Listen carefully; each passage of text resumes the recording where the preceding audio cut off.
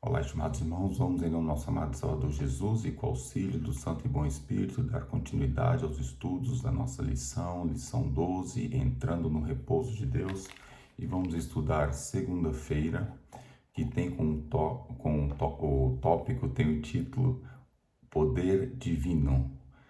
Pergunta A: por que a nação hebraica fracassou em entrar no descanso espiritual de Deus? Que advertência isso nos traz?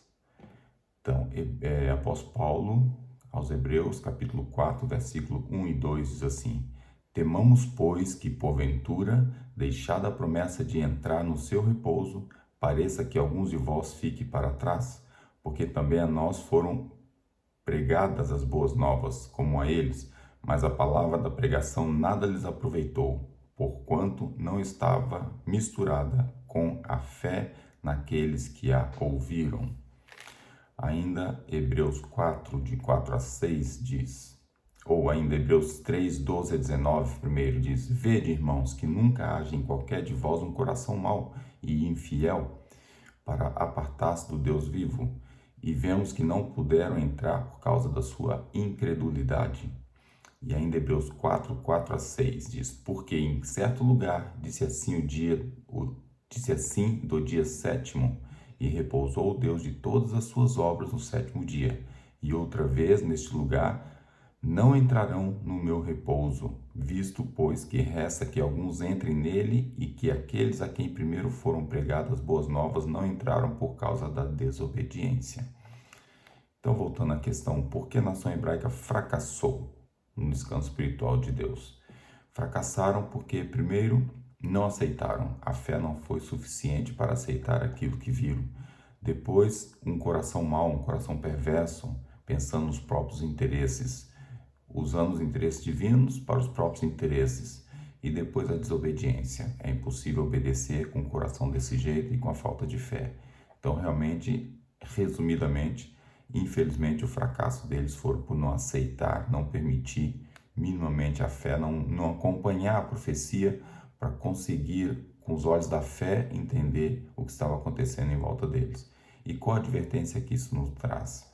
Vamos ver a pena inspirada, The Sing of Time, 9 de junho de 1881, diz assim a pena inspirada: a causa da fraqueza de Israel estava em seu afastamento de Deus pela desobediência aos seus mandamentos.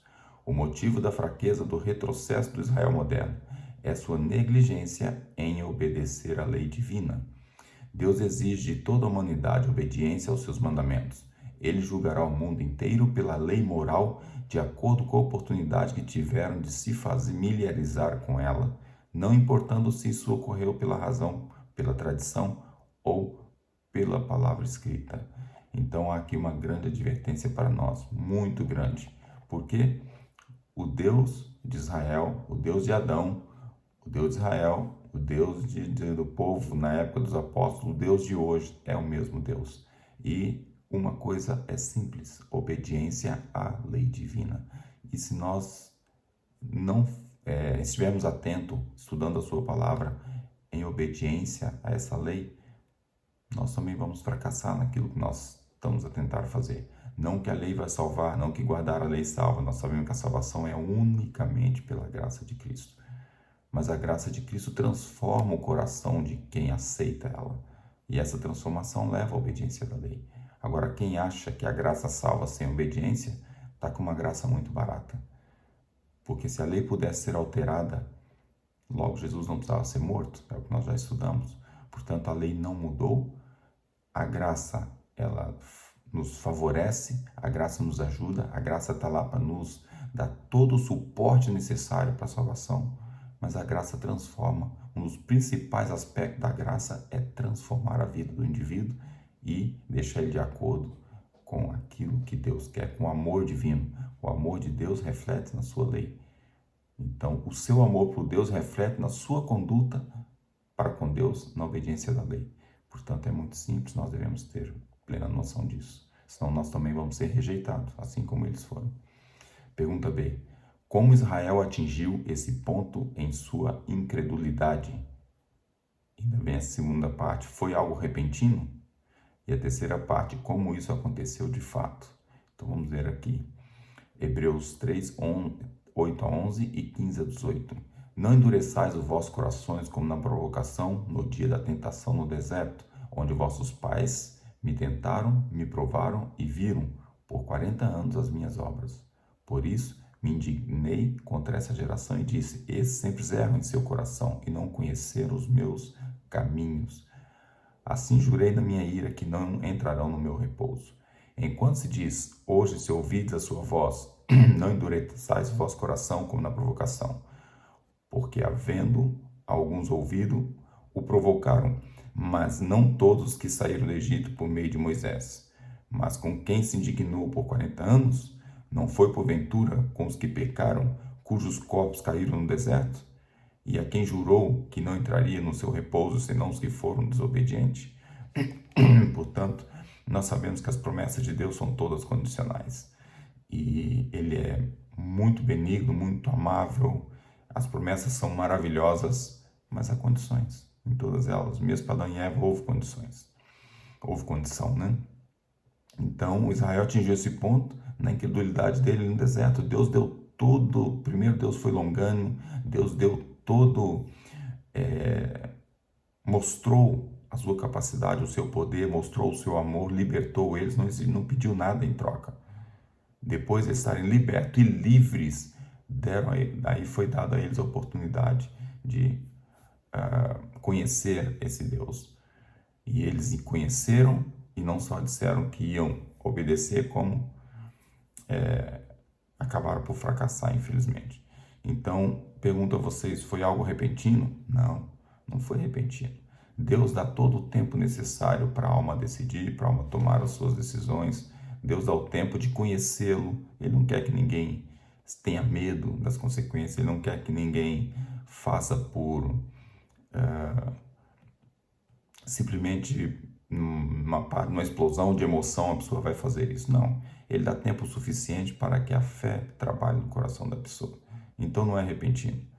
E o fato foi que tiveram muito tempo para refletir, para conhecer, mas infelizmente não quiseram, provocaram a Deus, criaram a ira de Deus e acabou gerando ali uma situação de morte para centenas de milhares. Patriarcas e Profeta, página 389, traz o seguinte pensamento: quando os homens entregam o coração à incredulidade, colocam-se sob o domínio de Satanás e ninguém pode dizer até onde ele os levará. É uma frase forte, uma frase de alerta, uma frase que realmente traz para nós algo a refletir. Não há meio termo. Ou estamos debaixo da graça de Cristo, deixando a graça e o amor de Cristo trabalhar em nosso coração, e estamos debaixo da lei, protegidos pela lei do amor criada por Deus para nossa proteção, ou nós saímos debaixo dessa graça, debaixo dessa proteção, e vamos ter com quem? Com o inimigo. E aqui o que está escrito, o que Satanás faz? Ninguém pode dizer até onde ele vai levar você. Portanto, é muito simples. O povo de Israel também não quis a graça de Cristo, não quis a graça, não quis o benefício de Deus, não quis a proteção divina. E pagaram com a vida, e pior, com a vida, pagaram morrendo. E morte essa que é uma morte eterna. Infelizmente, não há mais como resgatar esses pecadores. Então, nós estamos na mesma situação, só que ainda com oportunidade. E hoje já temos muito mais conhecimento do que eles tinham na época, que eles são exemplo para nós. Então, devemos avaliar isso com muito cuidado. Pergunta C. É possível santificar o sábado sem experimentarmos a vitória espiritual em nossas vidas, em nossa vida? Será que é possível? O que diz o apóstolo João? Primeira Epístola, capítulo 5, versículo 4. Porque todo que é nascido de Deus vence o mundo, e esta é a vitória que vence o mundo. Qual é a vitória? A nossa fé. Então, eu já disse e volto a dizer, a nossa religião, o que nós queremos não é emoção. Nós não podemos deixar ser levado por emoção, nós temos que levar por fé, conhecimento, assentamento da ideia, análise, fé. É isso que leva a crer naquilo que não vemos, acreditar nas promessas, acreditar em tudo que foi deixado e escrito para nós, para o nosso relevo espiritual, para a nossa conduta, para nos santificarmos. Isso é necessário. E a única maneira que vamos conseguir vencer o mundo é através da fé. Temos que ser nascidos de Deus. Esse vence o mundo. Patriarcas Profetas 657, uma frase: todo fracasso por parte dos filhos de Deus se deve à falta de fé. Para pecar, você se torna um incrédulo. Porque você aprendeu que a lei traz para você as diretrizes de vida. E se de repente você quer fazer algo que é errado, você pensa assim, não tem problema. Você vira um incrédulo. E nesse momento você peca. Enquanto a fé existe, você não consegue pecar. Porque você crê, você acredita, você pede. E você está em comunhão com o Pai Celestial. Vamos ler ainda o Desejar de Suas Nações, página 283. Diz assim: nenhuma outra instituição, perdão, um pouco antes, enquanto o céu e a terra durarem, o sábado continuará como um sinal do poder do Criador.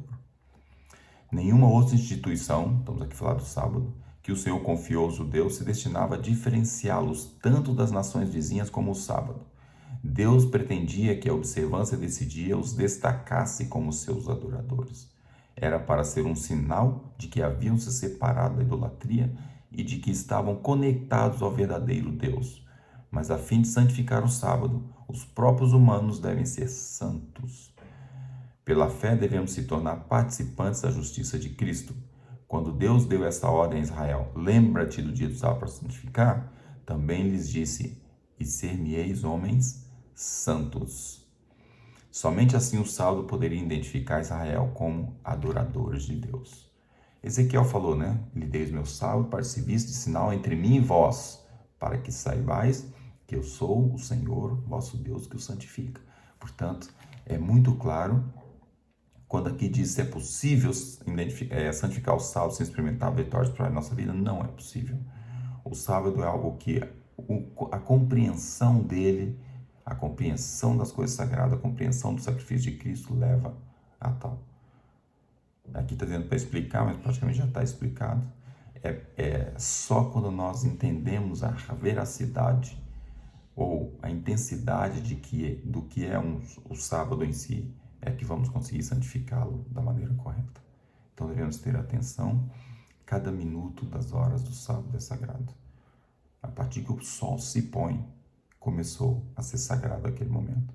E muitas vezes, por estar claro ainda, nós estamos ali correndo de um lado para o outro, achando que é a escuridão que traz as horas sagradas do sábado. Não é. É o sol se pôr. E hoje os meios eletrônicos trazem exatamente o horário, 1 minuto ou 2 de diferença, mas também a gente pode estar sempre iniciando o culto e passar pelo horário. Cada minuto é sagrado. E dentro das horas do sábado, devemos ter a noção de que precisamos estar atento, principalmente com o nosso telemóvel ou celular que está na nossa mão, porque é um meio que o inimigo tem usado para desviar nossa mente para interesse próprio. E o profeta Isaías foi bem claro, Não devemos olhar ou distrair com interesses próprios. No meu santo dia está lá escrito as palavras do Senhor. Então vamos ter o cuidado, lembrar a necessidade que temos de estar atento, porque o poder de Deus, o poder divino, como é o nome do nosso toque, foi nos dado, foi aberto para nós, mas nós devemos fazer uso dele. Se nós não fazermos uso dele, vamos fracassar como fracassou a nação hebraica. Que possamos, irmãos, ter o pleno conhecimento do que realmente é o dia de sábado, do que realmente é a lei de Deus em nossa vida, o benefício, a proteção que a lei tem para nós. E dessa forma possamos cada dia aprimorar a nossa vida espiritual, não só a mim, como chefe de família, como a nossas esposas, a nossos filhos, e dessa forma ser uma luz aos outros. Nunca vamos falar do sábado para alguém sem falar do amor de Deus, do sacrifício, da graça. Se a pessoa entender a graça de Cristo, ele vai entender o sábado. Agora, ele nunca vai entender o sábado sem entender a graça de Cristo. Eu deixo aqui uma dica a todos, irmãos. Que Deus nos abençoe nessa graça para estarmos preparados e atentos para as horas sagradas do seu santo dia. Amém.